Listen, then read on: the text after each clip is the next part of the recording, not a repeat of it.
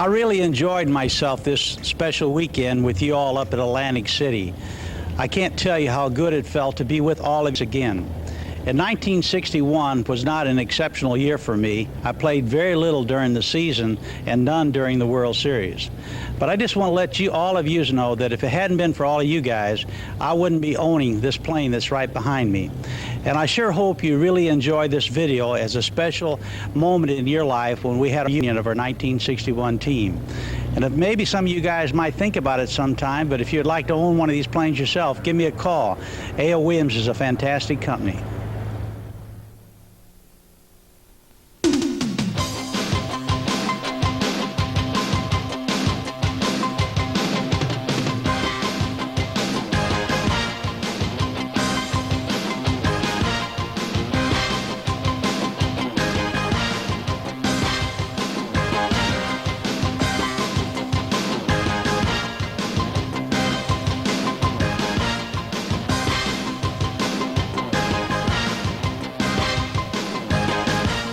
The 1961 New York Yankees, world champions, the last of the all-time legendary Yankee teams.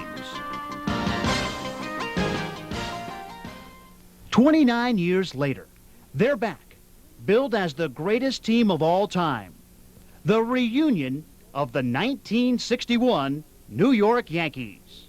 Seeing all these guys here at the reunion that I've been seeing in 27, 28 years, it's home week. Because we were a team, we were out to win a pennant where we'd all benefit by it. We didn't care about salaries. We weren't worried about jealousy, who was making more money than anybody else. Played as a team, and that's why the Yankees were successful. The team that I joined when I first came here, the 1951 Yankees, won 5 straight World Series. That's pretty good. I thought that was a great team. The 1927 Yankees, I have a picture in my restaurant in New York City of the 1920, and I wrote on it, I said, this is the 1927 New York Yankees, the best team ever, except for the 1961 Yankees. I get a lot of old people that don't think that's too funny, but I do believe, I don't know if it was the best team or not, but it had to be as good as any I've ever seen. And as far as for comparing us with the Oakland A's now or somebody like that, I think that we were better. Well, I played, you know, the 1947 was my first year. We had some pretty good clubs then. I was fortunate enough to play with all that, you know, every year we had a good club. I joined the Yankees in 1950, and I had Joe DiMaggio playing center field, and Rizzuto at short, and Bobby Brown at third, and Jerry Coleman and Billy Martin at second. I said, Johnny Mize at first, and I said, boy, that's got to be the... I was lucky enough to play with the greatest team, you know, in the history of baseball, but I've changed my mind since then, and the 61 team was much better than the 1950 team, and it was just an all-around good team. We had no weaknesses. We had a good bullpen. We had good starting pitchers. We had good defense, and 240 home runs speaks for the power we had. You could put our team up man for man, position for position, and we could have fielded the all-star team that year and put a better team on the field than was elected. That's just my opinion. But you look what Maris hit 61, and Mickey hit 54, and Skowron hit 29, I believe it was, or 30. Now that's a real murderer's row. I mean, nobody, they say, well, they did it in 162 games. But it's been 30 years since then, and nobody's come within 9 or 10 home runs of what Roger did. And nobody's even done what Mickey did that year. We had 2 guys that hit more than anybody's hit in 30 years. And then Skowron, the catching staff, had 60. Now that's power. That's why we were so good, was power. Now, defense, they used to call it $1 million infield. Now it'd be a, it'd be a $20 million infield or what, with Richardson, Kubek, Boyer, and Skowron. I think I remember most is that when you start around August the 1st until the end of the season, that's when Roger and Mickey were battling head-to-head for who was going to hit over 60 home runs. And the crowds, I mean, everywhere we went, there wasn't a ballpark that wasn't sold out. There wasn't a hotel that wasn't sold out. The fact is, we were flying towards the end of the season. When we would fly, there would be 2 planes behind us, 2 chartered planes of press and TV people that were covering it.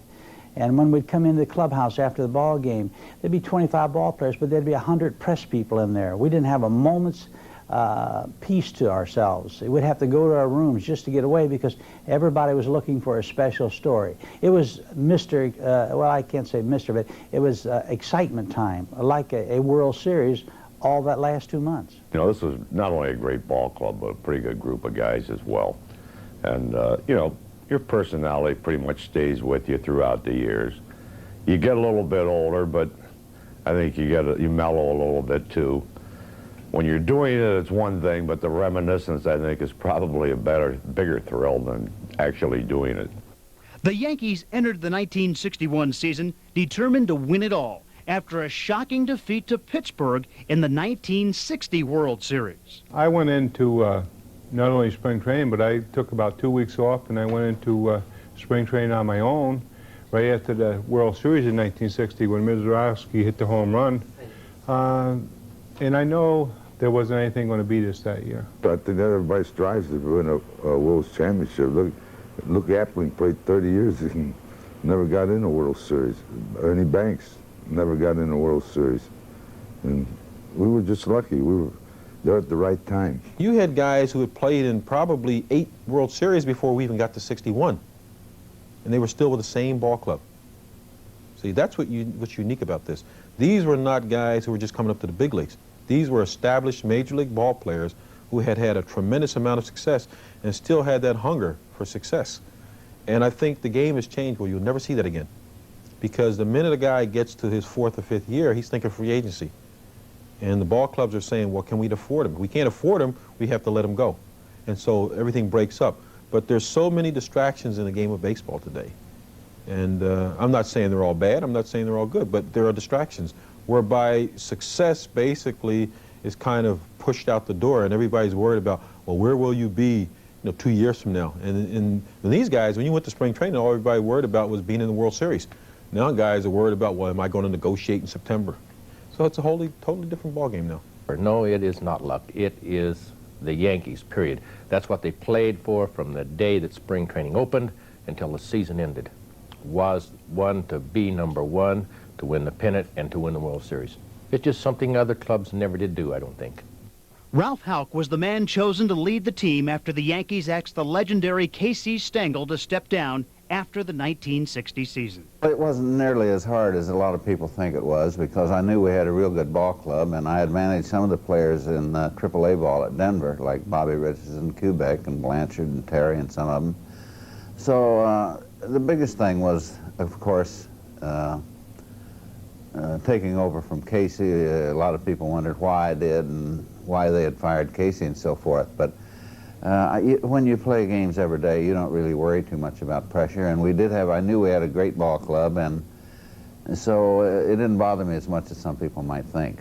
I think it all started with the manager, Ralph Houk. It was his first year. We hated to lose Casey Stengel, but the Yankees, for some reason, fired him after the 1960 World Series, which we lost in 7 games to Pittsburgh. But Ralph really, I think he was like a real ball player's manager.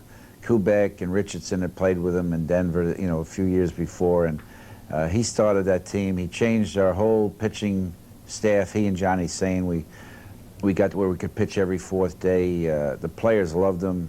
Ralph was great. If you wanted to stay out late one night, you just tell Ralph the night before, say, hey, I'm going to be out a few hours extra tonight, and he'd go along with you. But he was really a real player's manager. And I like to feel like I was a player's manager. I wanted them to respect me as much as I respected them. Probably the fact that I never was a great ball player. I did break in a lot of Yogi's gloves, but maybe that helped me somewhat in managing and realizing the problems that players have making the grade in the big league. And so I respected the player that wasn't that great all the time, because to me the great players, they're going to be great and they don't need encouragement. But I think the ones that aren't going so good, or the ones that aren't the great players, are the ones you have to get the most out of, and they're the ones that win those little extra games that win pennants. Just remember, my background was completely with Ralph Houk. I played for him at Denver in the American Association, And so he was my coach, and then he was my manager in New York. I was excited because I knew how he handled men. The Yankees had a tradition of winning, and I feel that the major part of that is for the manager to know how to handle his men, and Ralph was a master of that.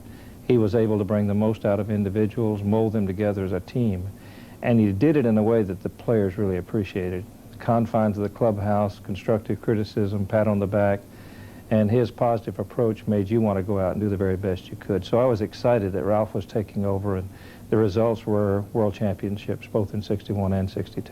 Ralph had a technique of getting along with people, and it was almost less win for Ralph. I've always felt that probably a little different than you've heard. I've always thought the players made the manager, and I just was lucky enough to have been with the Yankees at the right time and had the players that I had. So when you have the Mantles and the Marises and the Howards and the Yogis and the Fords and the Royos and the Turleys and the Boyers, Kubek, Richardson, you're going to win a lot of ball games. I found out later when we didn't have all those guys, I wasn't quite as good a manager. But everybody in the lineup hit more than they ever hit in their life. But actually the pitching, the defense, the guys that played on the club knew what it was. All the plays were made, but without those elements, I don't think you'd actually refer to it as the greatest team. So they're pretty much aware of what we had. We had a little bit of everything that was very strong. I think our pitching staff was underrated, with Whitey Ford leading the way and Louis Arroyo coming out of the bullpen, but Ralph Terry and Bill Stafford and Jim Coates and Bud Daly coming over from Kansas City later. We just had some some good setup men for Louis and out of the bullpen. We had a good pitching staff, but also unheralded would be our defense. We had probably the Clete Boy at third base, a human vacuum cleaner, and Tony Kubek and Bobby Richardson, one of the best double play combinations ever put together as far as I'm concerned, and Bill Skowron was a very good first baseman also. And Elston Howard, Yogi Berra, John Blanchard in the catching department, and then the outfield of Mickey in center field and Roger Maris in right, and we put a combination of players in left field, anywhere from Johnny Blanchard again, or Yogi Berra, Hector Lopez, Bob Serve. Seems like everybody that went on the field did a job. And at home, of course, we were like 66 wins and 15 losses, quite a home record. If you look back, when you have such a awesome team, there's not much room on the sports page for the other players. That's just the way it works. Mantle and Maris hit all the home runs. They were in the race. Even Whitey Ford was 25-4. He didn't, he really didn't get that much attention that year. Yogi Berra, Hall of Fame. Bill Skowron, if he hadn't broken his wrist, he had 5 or 6 Hall of Fame years. He broke his wrist in Detroit, reaching inside the line on a throw to first, and he didn't get out in time, broke his wrist. He was never the same after that. Who knows what he might have done? How about Elston Howard? What a tower of strength he was.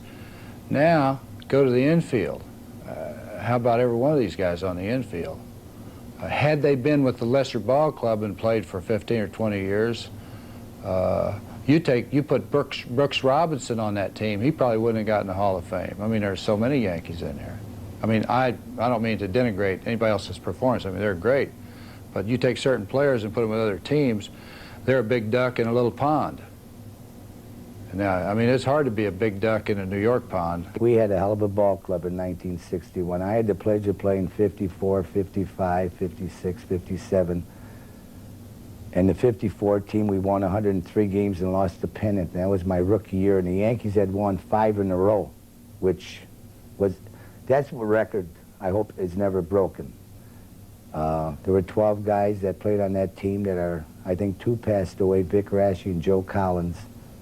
But I wish I'd have played with them in 1953 or 52 to be a member of that club, because the Yankees were great. I mean, 61, I would have to say, hitting 240 home runs as a team without a designated hitter, we did a hell of a job. It was something that's hard to explain about the Yankees. When you are with them, they don't believe they can lose. I mean, that year, we may have lost the game, but there were no heads bowed and no It was just another day. The next day we were coming back, and we knew we were going to win the next day. I mean, that's just the attitude that no one had to instill in us, but it was there. Somehow, people just didn't feel that they could get beat. In fact, in the 7th, 8th, and 9th, you'd hear guys, we'd be down 1 or 2 runs, and you'd hear guys say, okay, guys, it's time to go to work. Let's get going. And a Yogi would hit one out, or a Scourin would hit one out, or somebody would hit one out, and Arroyo would come in and stop them, and we won. So that's the type of team that 61 team was. And there's a little piece of trivia. We hit 240 home runs. I happened to hit one, so I made my contribution, and it was the last one. The last day of the season, the last home run hit, I hit it. So I'm in the record books too, in a sense. If you look at any sport, the backbone of success in any team sport is defense. It always has been, always will be. The fewer runs you allow, the fewer runs you have to score. Hitting got the top play in this team simply because, number one, they set the record for the most home runs by any modern-day team. Maris set the record for single-season home runs. And you had 6 guys who hit 20 or more home runs. So right away, everybody's saying, boy, you had a great hitting ball club. But like you said, this ball club could beat you 10-9 or it could beat you 2-1. And that was the success of this ball club. Plus, we had great defense. I think it was a well-rounded ball club. We not only had power, evidenced by the home runs hit, we had good pitching, good relief pitching, but we did have a solid defense. Tony Kubek at shortstop was not flashy, but he made all the plays. Clete Boyer at third base was probably, I think, the best fielding third baseman during our era. Brooks Robinson would probably stay the same. And I think we turned the double play over as well as anybody. We picked up some important double plays for those pitchers that would come in crucial situations. But I do feel it was a well-rounded team. It was just a great team. The pitching staff was excellent. Everybody talked about Mantle and Maris hitting the... Mickey hit 54 home runs and Roger 61. Probably the thing that was overlooked was our defense. Nobody talked about it because of guys hitting 240 home runs. But we had an infield, and I was a sinker ball pitcher, so I really, you know, got a lot of this. Clete Boyer at third, and Tony Kubek at short, and Richardson at second, Moose at first. We really had a great infield, and it was never mentioned that whole year about our defense. And I think between that and we just had a great team. I mean, it was exciting. Your defensive ball players never get recognition in baseball other than maybe a shortstop. So we all knew where we fit in, and everybody was close to each other. And we all pull for each other, which is what a lot of people don't do today, but we all pull for each other. And of course, it's been about 30 years ago now, but that was, you still have great memories of 1961, and it naturally will go down as one of the greatest teams. I don't know if it's the greatest team ever. I don't know. You've always had some stars like a DiMaggio, a Babe Ruth, and a Mickey Mantle, and a Roger Maris. You've always had a Yogi and Scourin, all the hitting guys. But also we had guys that were great fielders on the defensive side. You had Bobby Richardson, shortstop, Tony Kubek at Bobby Richardson second, I'm sorry, and Tony Kubek at short, and Clete Boyer at third, and Mantle out in center, and of course then you had Roger Maris in right field. So we had a great defensive ball club, but that wasn't the thing that people paid much attention to it. But I did as a pitcher, because I would win many ball games with those guys on defense. I won a lot of games 1-0 and 2-1 ball games. Everybody talks about the hitting, the Eminem boys, and which they were great. There's no ifs and ands about it. But if Whitey hadn't won 25-4, Ralph 16-3, 13-3, myself, you know, we wouldn't have won all those games if we hadn't stopped the other teams from scoring more runs than we did. It's just one of the things that happened that Whitey needs some help, and every time that he did need the help, Houk picked me up, and I was lucky to do the job. And I started at a 30-some ball game. He started, I was in about 20-some of his games, and lucky to save 19. And I won 15 out of the other pitching staff, and they were kind of mad at me because I saved all the game for Whitey and blew a few games for the other pitching staff, but that was a heck of a year. I was captain of the Scrubs. I was numero uno Scrabini. Hector Lopez was my assistant. He was vice president. I was president of the Scrabini Club. And it just so happened that in our own way, if Maris got hurt if Mick was hurt for a game or two or needed a rest or something, we would fill in. And the scrubs would take over.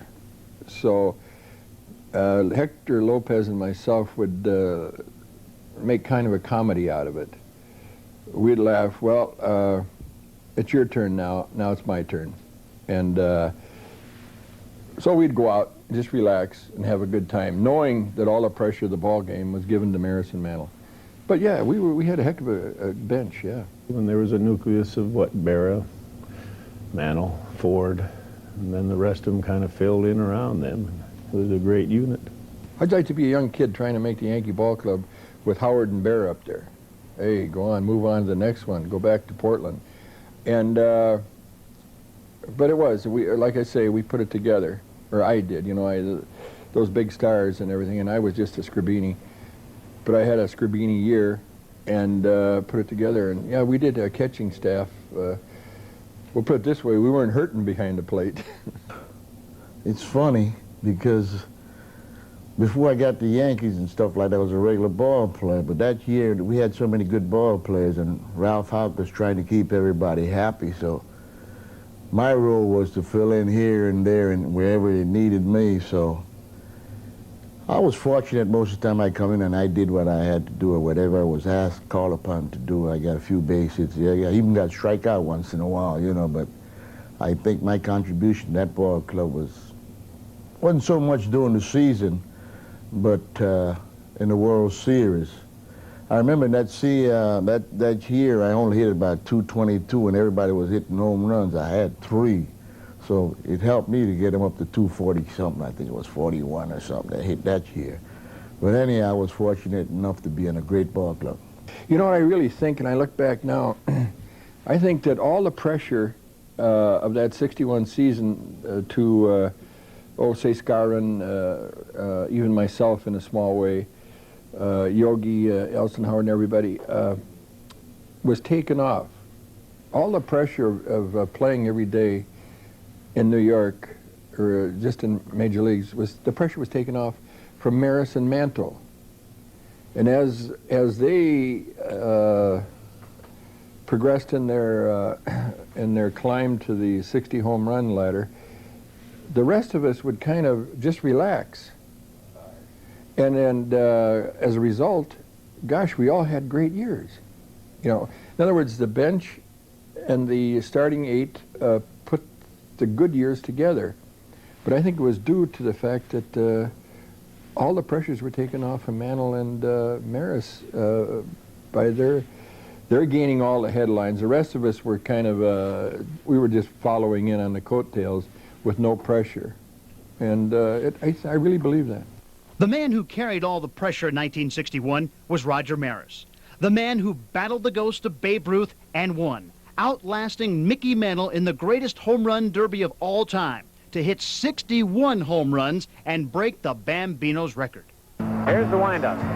Fastball hit deep to right. This could be it. Way back there. Holy cow! What's the matter? Fight for that ball out there. Holy cow! I didn't give a darn who broke the record. I mean, as teammates, we went out for one thing. It was to win a pennant and participate in the World Series, because we were not making that kind of money as the modern-day ball players are making. Our bonus was to win a pennant and get in the World Series. I would say majority of our teammates, Mickey was the guy that hit the long ball, and we were pushing for Mickey Mantle to break Babe Ruth's record. Mickey got hurt, and all of a sudden the tide changed and Roger started hitting home runs, and everybody was hoping Roger would break the record. Here's a guy who went through a lot of pressure, and he was a great guy. I know one thing, Mike, he would really enjoy this reunion of the 61 Yankees if he was alive. He was a great friend of mine. He was a great competitor, a great base runner, a great outfielder. And he had a year that it's going to be hard to break that record. I don't care about sports writers saying that Babe Ruth hit 60 home runs and he only played in 154 games. Roger played in 162. Who cares? This man hit more home runs than anybody in baseball in one given year. And it's a timetable. It's just like Mr. Joe DiMaggio. He's got 56 consecutive games, and that's going to be hard to beat. But Roger did it in 1 year. Joe DiMaggio's record could be broken because it could be a carryover from 1 year to another year. How Roger Maris ever put up with the writers for the last 2 months of the year. You know, sometimes there'd be 50, 100 writers in the clubhouse at once, and they all wanted to talk to Roger.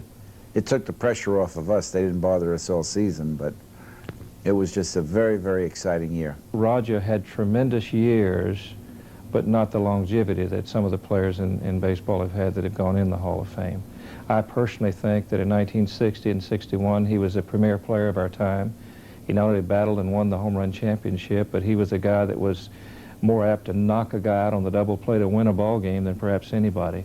But I think the fact that he didn't play a long time, was traded over to another ball club, and then with the Cardinals had a couple good years, I think all that enters into the fact that perhaps he's not in the Hall of Fame. I think he'll eventually be in there, but respect is a good word. I respect because I was there during those years and saw what he did and what he accomplished in that home run race. Mickey and Roger fighting for the home run championship. You know, a lot of people, what was it, jealousy? The heck, no. We were pulling for both of them. That'd win games for us. And Mickey never had no jealousy against Roger, and Roger didn't have it against Bano. We were both all pulling together. Most people thought I played with the 61 team. I didn't play with the 61 Yankee championship team, but I think I had a little bit to do with their success because in '59, after the end of the '59 season, I was traded for Roger Maris, and I figured I did a little bit to help him win. I said, well, you know, Raj, I said, these stands are full out here, and it's mainly because of you. And I said, you know, let's just go ahead and why don't you let me put you in the lineup, and after the first inning you make your appearance and feel the way you feel, and then I'll get you out of there. And so he went along with that, but then he stayed in the game the whole game and did hit a home run that game. I was the winning pitcher when Roger Maris hit his 61st home run that year, and he was a very close friend of mine since we had joining rooms with him and I and Clete Boyer. So that stuck out the most. And that was the last day of the season. He hit 61. But I guess nobody knows that Mickey Mantle and Roger Maris got rained out of a home run in Baltimore. We had a team that if you ever mentioned your records or what you wanted to do or hit home runs or you're going to do this and that, I mean, the guys would give you dirty looks. We really didn't worry about our own personal records. But the thing I probably remember the most was late in September, we were in Yankee Stadium and Roger had 60 home runs. Now, I wasn't supposed to be in the bullpen, but I was out there hoping I would catch the 61st home run. I missed it by about 20 feet. This guy, Sal Durante from out in Seattle or someplace, caught the ball. But I think I remember that, Roger hitting that 61st home run more than anything the whole season. Really, it didn't add that much pressure, I don't guess, to me or the team. The main pressure was on Maris, and he should be in the Hall of Fame. He's done something nobody else has done, and a lot of people forget that Roger was a great defensive ball player and an outstanding base runner, and he gave himself up to win ball games. He would break up double plays, go from first to third, do anything to win a ball game, and he hated to see when he got close to the record, the press all following him and not giving credit to the guy that maybe won the ball game on that individual day. And of course, as you heard and read, it was a real tough thing for him, and I felt for him. And Roger and I talked more than people realize about things, and it was tough on him. And I gained a lot of respect for Roger over that period. The only man in uniform from Maris's 61st and Aaron's 715th was Al Downing, a rookie in '61 and a veteran pitcher who was on the mound in 1974. I mean, I don't care if you give up a home run in your first year, the World Series, or your last year. People are going to always ask you, did you groove that pitch? And I'm sure the rest of my life somebody's going to be asking me, did you groove that pitch? And hey, listen, I say, sometimes you win, sometimes you lose. Remember, they're two totally separate situations. In one, One guy he's operating under time constriction. You know, Roger had 162 games in which to hit his home runs, and that was it. And if he doesn't do it by the 162nd game, adios, it's all over. Whereas Henry did have a little more time to do it. He had 22 years to do it, but I give them both a lot of credit because the pressure, I think, was equally as intense. I'm sure that people were asking Hank Aaron a lot of crazy questions about whether or not he's going to hit the home run, just as they were asking Roger, you do think you're going to hit a home run today? And if you didn't, well, why didn't you hit a home run? And as a young kid, you know, you start to think, well, man, does my success rise and fall you know, on whether or not I get the job done every single moment of the day? And it kind of gives you a different perspective on professional sports. That's far from the only war story on this team. Well, I think getting in the Hall of Fame has got to be, you know, I never thought when I was a kid that you were going to get in the Hall of Fame, and I was very fortunate to get that. And a lot of people ask me, you know, what was the best thrill you ever got? I was in the World Series when Don Larson pitched the no-hitter, because it's never happened.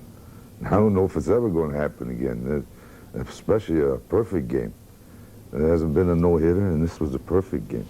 A lot of people don't realize it, but I didn't play about the last 2 weeks of the season that year. When we left Boston, I think I was only like 2 home runs behind Roger, something like that. And I had a real bad cold. In fact, it was almost walking pneumonia. And on the way back on the train, you know, we took trains then. We took a train from Boston back to New York. And on the way back, one of the people on our train told me, said he knew a doctor in New York that he thought could cure me, since those antibiotics wasn't doing any good. So I go to this doctor, and later on found out that they call him Dr. Feelgood. I don't know what he gave me, but he gave me a shot in the hip, and it was too high, and it hit the bone. And the next morning I woke up and I had a 104-degree temperature, and I called Ralph at the ballpark, and I told him I couldn't come to the ballpark. I was too sick. And he said, well, you better go see. I told him what happened, you know, that I went to a doctor on my own. He said, well, you better go see the Yankee doctor. I went to see Dr. Gaynor, and they had to lance this here real bad spot. It was that big around, and they had to make what they call a clover leaf lance in it so it would stay open and drain, and then they stuffed gauze in it. So I didn't know you didn't get to play in that series because I didn't see that much of it either. I think I was up 4 or 5 times in that series.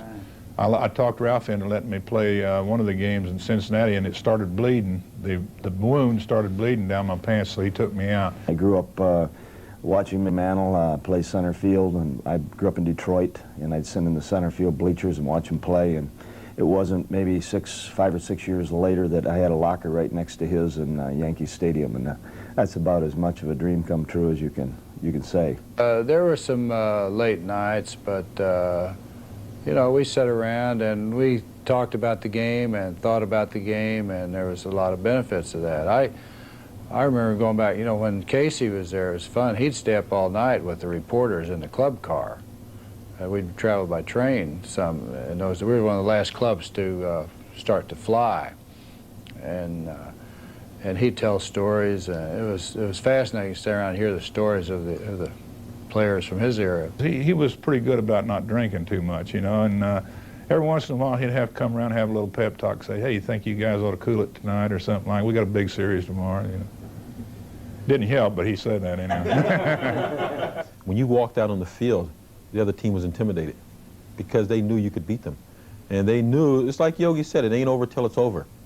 Because the other team always knew that as long as you had one last batter had an opportunity to hit, there was a chance you could win the ball game. It wasn't a case of where in the 7th or 8th inning, you know, you said, okay, it's all done, guys, pack up the bats. It was always, you look around and say, who's up this inning? And then maybe Mickey would walk down the bench and say, hey, give me one shot. Maybe he was the 4th or 5th batter. And if he got that one shot, the opposing manager had to be sweating bullets over there, thinking, I don't want that guy coming up. And so now you get a little careless with a guy two slots ahead of him, and he hits the ball at the ballpark. But there was always that guy who was going to do something. I remember one time we had a ball game, and I think Mickey was up, and you know, they were playing him pretty tough. They were trying to pitch around him, and he dragged the ball to second base. When he walked home. You know, everybody's worried about him hit the ball at the ballpark. The guy drags a butt, boom, ball game's over. So there was always some way you figured out to win a ball game, and that's up here, and that comes from years and years of playing the game and understanding that you have to subordinate your feelings to win. You can't go out there thinking, I want to get the game-winning hit. You know, it's, hey, I want to get the guy home. I don't care how I get him home. You know, maybe I crouch down, he throws a curveball in the dirt, it bounces to the backstop when he runs home. You could be behind 1 run or 3 or 4 runs, and you knew you were going to win the ball game. You knew that the Yankees were going to win a ball game. That's the kind of club it was. Somebody'd get a base hit, somebody'd make an error on the other team, somebody would hit one out. There you was. It was back at, they would be winning 4-3 rather than losing 3-1 or something like that. It was an amazing club. Had some great role players, and they talk about today, you know, that's still with us is Whitey and Yogi and Mick, but the one man that was gone is Roger, probably, you know, a heck of a role player, not only a role player, but I always thought that he was probably one of the best defensive outfielders in the baseball that I've ever seen. Then you had Moose and you had Ellie, and then if they didn't do it, then you had guys like Cleet Boyer at third base. I don't know how, Cleet probably hit 10, 12 home runs that year, but they were all at crucial times. You know, and it was an amazing thing. Tough to believe that it happened, and I don't think you'll ever see another club perform 162-game schedule like the 1961 Yankees did. Well, you're talking to somebody that played 10 years for the Yankees, and 9 of those 10 we won the pennant. And so you're saying we're in 3rd place. That didn't bother me too much, because when we signed our contract at the beginning of the year, they would say, now you know you're going to be in the series. And with the exception of 1959, that was true. And so the fact that we were just a few games out did not bother me, nor did a ball game when we were 2 runs behind going into the 7th inning. The Yankees had that tradition where they could come back, and so I don't think that was too discouraging at that time. Well, I thought the 61 Yankees, when you got guys like Whitey Ford and Mickey Mantle and Moose Skyron and Roger, and you got little Bobby Richardson playing second, Tony Kleepar, you know, everybody thought the Yankees was a powerhouse ball club, but really and truly the Yankees won more pennants and more World's Championships on defense and fundamentals of baseball. The Yankees never beat themselves. We'd go in the 7th, 8th, and 9th inning and in a tight ball game, and if the opposition made a boo-boo, we capitalized on it. And again, I'm going to reiterate what I said a minute ago. We won more games in the Yankee while I was there with defense, pitching, and knowing how to play the game. The Yankees didn't build their dynasty by accident. The team was always making moves to fill holes, even in 1961. Well, it was, in as much as I had my best season. I led the Yankees in 1960 and earned run average and wins, and but you always expect those things in your career, because you know that the club has demands during the season that come up, and at the time I wasn't pitching very well, and I was in position to be traded for what they wanted, a left-handed pitcher. So I understood the situation. It was just an unfortunate situation. I was very happy that I spent 4.5 years with the Yankees. You know, it's a complete different feeling, especially when you have played for a last-place ball club, like I played for 5 years, the Washington Senators, and then win the expansion draft to the Los Angeles Angels. Was a pretty good little ball club for an expansion club, and then to be traded to the #1 club as far as everyone else was concerned is in baseball at the time, and go back to New York with the Yankees. It was quite an honor, and you know, everybody looked forward to that.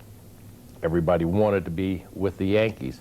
I was born and raised in California. I hated to leave the California team, but still it was, you go back to the #1 team in the history of baseball, period, from the start of baseball until today, and everybody talks about the Yankees. So, you know, it's got to be a real plus in any person's life when that time comes. I'm not so sure you can describe that. You're going from the best team in baseball. It's a class organization, has all the history, and you're going to a brand new ball club. I thought Gene Autry and the Angels handled that transition very well, however, but still the Yankees are the Yankees, and everybody else is a long way in second place. After May, I think May the 10th or 15th, at the cut-down date deadline, the Yankees got down by making a trade, and they traded with the new formed Angels in 1961. And I went to the Angels with Jim Pisoni, or not Jim Pisoni, Johnny James and Leroy Thomas. and they got Bob Serve and Tex Clevenger from over there. And the first time the Yankees came west again,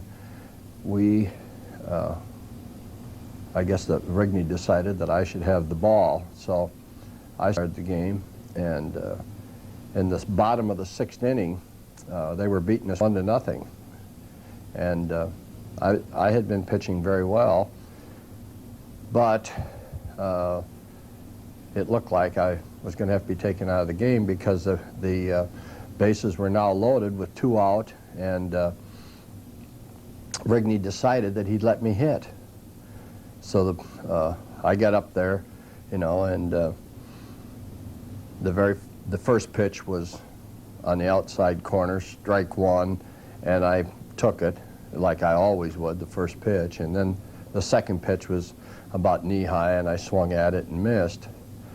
And the next pitch was up and in pretty good, although I always choked the bat, and I just was lucky enough to bounce it back through the middle, drive in 2 runs, and you know, of course, everybody wanted to beat the Yankees in those days, and those 16,000 people in that little old ballpark would not sit down. The ovation went on, and then the smallest player in baseball history, I guess, other than the midget, was L.B. Pearson. He hit the very first pitch out of the park, so we went up and finally won the ball game. But the pitcher that I got the hit off of, one of my very few hits, and my biggest hit in my career, was none other than Bullet Bob Turley. That's great. Oh, Bob was tough. He reminded me while we've been here about a time when I was in Detroit and Bob was winding up and I stole home on him. He had to bring that up, of course, and he said, "You rascal," you know, not no uncertain terms, kiddingly, of course. But I remember Bob, and he's a really tough pitcher, and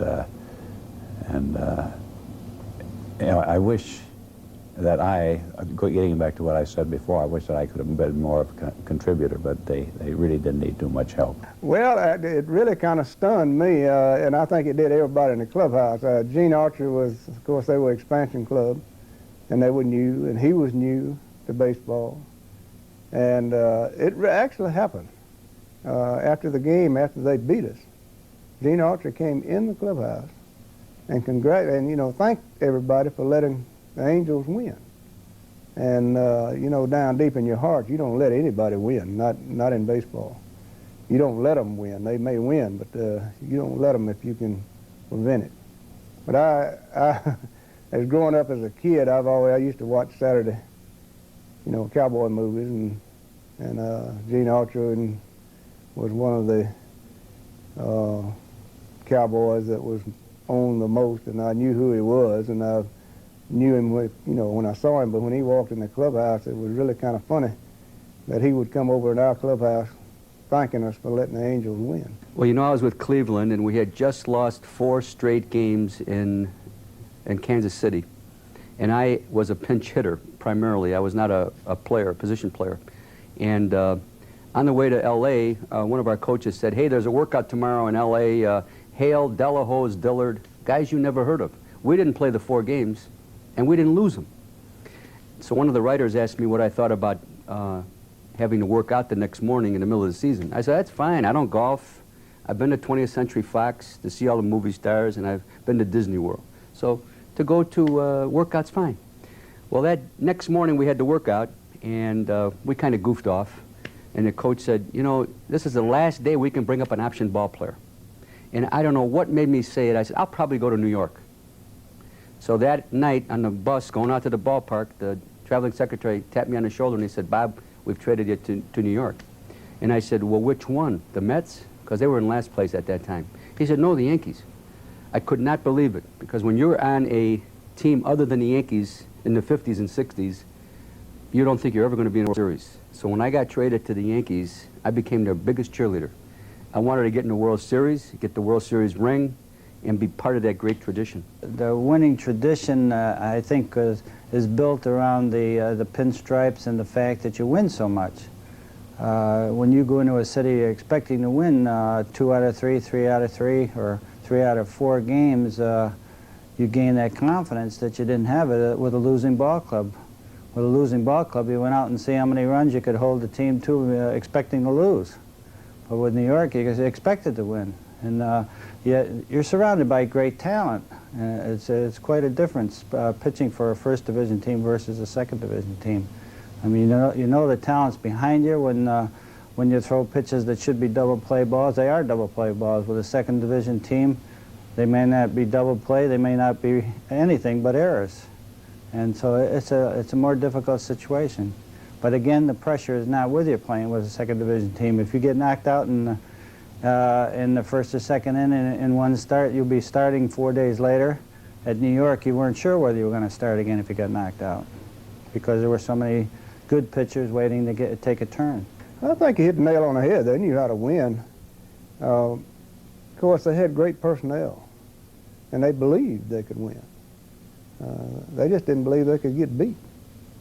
And I think the biggest thing is they proved it. They could do it. We were all so close, probably more than any club I was ever on. I know when I joined New York, I came from Kansas City, and when we were at Kansas City, it was just kind of a individual. I mean, you went out and did your job, and that was it. And when I went to New York, it was a different feeling. You felt like if you didn't do your job, you didn't help the ball club, and it was more of a team effort, I think, at New York than anywhere else. I was a rookie, and they made you feel at home. You know, a lot of teams I played with about 6 big league teams, and a lot of teams that you went with for the first time, you had to kind of, I should say, win your way in, you know. Prove that you belonged before they accepted you, but not with the Yankees. You know, they accepted you as soon as you arrived. We enjoyed, I think, what we did then probably more than they're doing now, even though the money's now, and it wasn't then. And I think the camaraderie of this whole club here, it speaks for itself this week. And we've all been talking about it. And the thing that I think that helps the clubs today is they've got a situation where they are making the demands on what to do. They don't want to play day games after night games and double headers. You don't see many double headers anymore. We played a lot of double headers. And we played a lot of day games after night games, traveling all night. So I think that made a big difference. It's just kind of the history of the Yankees during my 8 years with them that if you look up the records, you'll probably find out in September. We've always played about 800% ball in September. And so as the season goes on, we always became stronger because we had a balance of a ball club. And of course, in the beginning, most clubs will go out there and they kind of burn out come July and August, where the Yankees are just getting strong at that time. The Yankees always had a very solid ball club behind the superstars. And this gave the superstars a little breather. In other words, they didn't have the intense pressure on them day in and day out. Just like a Hector Lopez would play in the place of, say, a Mantle or Roger Maris and do well, and then Roger or Maris or Mantle would come in late in the ball game and maybe pinch hit in a very crucial situation. I saw this happen a number of times. My first year was 55. The Yankees won in 55, 56, 57, 58. And I think that it was a combination of thinking that they could get the job accomplished and then going out and accomplishing it. I remember when I was a young boy, I was 23 years old, and I had a chance to go to spring training with the Yankees. And Hank Bauer and Gene Woodley got me in the corner. And I was scared. I was a young kid. I was nervous as heck. And they said, Moose, don't monkey around with my money. We're used to winning here. I like a new Cadillac every year, and my wife likes a new mink coat. And I never forgot that. All the old-timers took me out for dinner, like Ellie Reynolds, Eddie Lopat, Rashi. And they said, Moose, you're not making the money that I'm making. But he says, when you get older and start making good money, I want you to do that with the rookies. And from that day on, every rookie that joined the Yankees, I always took them out for dinner. If they like Italian food or steaks or pizza, I would take them out, and I wanted them to know what I went through. And that's why I spent 12 wonderful years with the Yankees. My first 9 years with the Yankees in the big leagues, we won 7 pennants. And that was our tradition. Today, times have changed. I don't know. Material things, I don't have to have a new Cadillac or a Porsche car. You give me a Chevy and it'll get me just as far as you driving that Porsche. And I don't think if I was a player today, I would change my way of living. I freeload sweaters at golf outings. I'm on a committee with Mickey Mantle, Roger Maris, and Hank Bauer for Roger Maris's golf outing in Fargo, North Dakota. And I remember Roger coming over to my home, and he said, Moose, he says, when I pass away, because he knew he was dying of cancer, he said, I want you to run this tournament. And I told Roger, I said, Roger, I'll keep it going. And every year we're sold out. We'll have our 7th year, June 9th and 10th, celebrating Roger Maris in Fargo. You say the World Series, which was great. I think it's one of the greatest spectacles in the world. And to be a part of it is even greater, because the general public doesn't really realize what goes on during the World Series. But I've often said that if I could bottle the feeling that I had the first time I walked into Yankee Stadium and put on a Yankee uniform, this world would be a better place to live in. After some 30 years almost, not seeing some of them, this is probably the greatest thrill of my lifetime as a professional man, baseball and otherwise. He took care of my bags when when we were rooming together. In fact, that's the only thing he ever saw was my bags. He keeps kidding me about that. I was a pretty wild kid when I was playing baseball. And I was wild the first night in here. And from then on, I've been sleeping most of the time. Whitey Ford at times, you know, treated me like a pledge in a fraternity. Hey, Rook, go get me a Coke and this kind of thing. Several times I would come in from practice, and on my stool in front of my cubicle there'd be a little message to call Mr. Lyon, L-Y-O-N. So I'd skip into the clubhouse thinking it was a very legitimate type situation, get on the phone, drop a coin in and dial the number, and I'd get the Bronx Zoo. So most of the guys, they like to play, you know, little games with you and that kind of thing, and I went along with it, and it was fun. It was fun. And I think that's why we're here and having fun, is because we had fun back in those days too. Just like I say, a close-knit team. We had fun on the road. We had fun at home.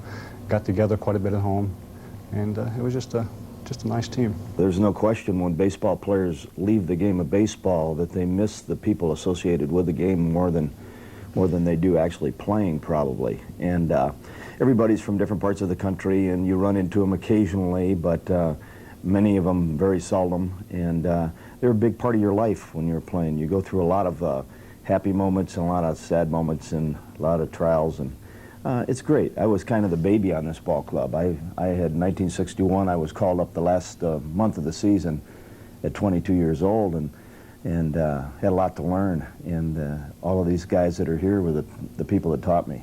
It's been a great weekend. You talk about playing hurt. I'm playing hurt today.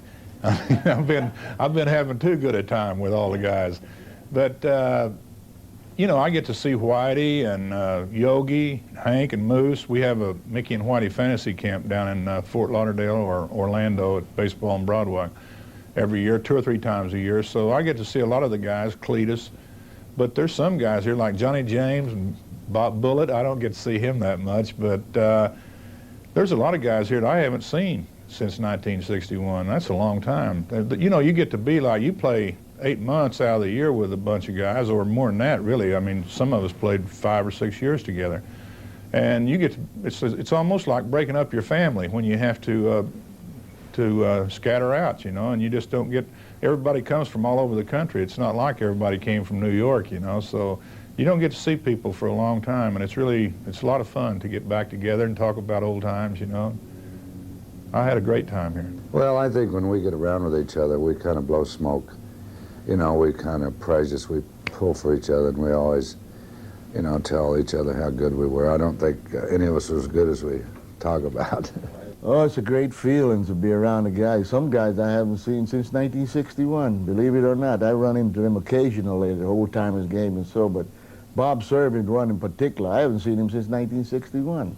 And it's a great thrill and a feeling to see all these people in one spot. I sure enjoyed it. But the biggest thing is a couple of the guys aren't here. Is Roger Maris, which was a great buddy of mine, really. We lived together for, well, I met Raj first. I was at Kansas City when he came, and we lived together in Kansas City on the road, and then a couple of years. Then I come to New York, and I was with him 60, 61, 62, till I got traded to Houston. And then Alston Howard, I played with him all through the minor leagues and on up. And some of those people are missing. They're not with us anymore. It'd be sure nice if they were here. But to be with a guy like a Ralph Terry, that I haven't seen that often, a guy like Art Ditmore, both these guys roomed with me. Billy Stafford at one time was a roommate with me. And to see guys like Billy Gardner, who was managing the big leagues and was a great, wonderful guy, and Louis Arroyo and Tex Clevenger and Jesse Gonder and, you know, and Johnny Sain, people that the ordinary fan doesn't remember because it's been so many years ago, but to me they were part of that one team, that one special time of my life. And so it's very exciting to be around them. We've been together and joking, laughing, having fun. It's really been a special occasion. It's hard to say that they're the greatest team all time. I think we are, and I believe that we are, because we had power, hitting, pitching, speed, and I really feel that we deserve to be the best team. I've seen a lot of good baseball clubs. I broke in with the Giants in 1954. We had a great ball club then, but I just think as depth and strength and everything, the 61 Yankees was a much solider ball club. Baseball is baseball. If you got a good club, you win. If you don't, you don't win. And we worked at it, and heck, we worked hard at it. I was 9 years old in 1961, which was more than old enough to remember every little nuance about that team. Hector Lopez coming off the bench to explode in Game 5, Bud Daly in relief of Whitey Ford, the 60th off Fat Jack Fisher, the 61st off Tracy Stallard. The first one, now this is a little-known fact. In fact, it's so little known I think I've forgotten it myself. Oh, Paul Foytak, first home run for Maris in 1961 off Paul Foytak of the Tigers. How can you insinuate that a 9-year-old who grew up in New York would not pay rapt attention to the 61 Yankees? I remember more stuff about the 61 Yankees than I remember, or want to remember for that matter, about the 89 or 90 Yankees. I don't think you can label any team the greatest team of all time, whether it's the 27 Yankees, the 61 Yankees. Comparisons are difficult from era to era. 61 was an expansion season, the first expansion season in the majors. The National League didn't jump up to 10 teams until the following year, and it's very, very difficult to measure what that did to the quality of competition. But one thing that's important to note is that virtually every player who was a significant contributor on the 61 Yankees was an excellent player throughout his career. Now, they may have, as was the case with Maris, for example, had their very best year that season, but nobody was a flash-in-the-pan player. This was part of a continuum of excellence. This was the second of 5 consecutive pennants and was part of a run of 12 pennants in 14 years. So I think you can liken the 61 Yankees in that respect to some of the Big Red Machine teams of 75 and 76 and surrounding years, where they had a nucleus of players who were excellent players, rather than just a team that caught lightning in a bottle for a year. When I first came, I really didn't understand it too much, but I think as I've been here and since some time, you realize that the people that played here have been outstanding players, and there's been some great names, but I think even the guys that probably aren't quite as well known were great players too. So it's a great organization, it's a great history, and I feel very honored to be playing in the organization, to tell you the truth. That's all, folks.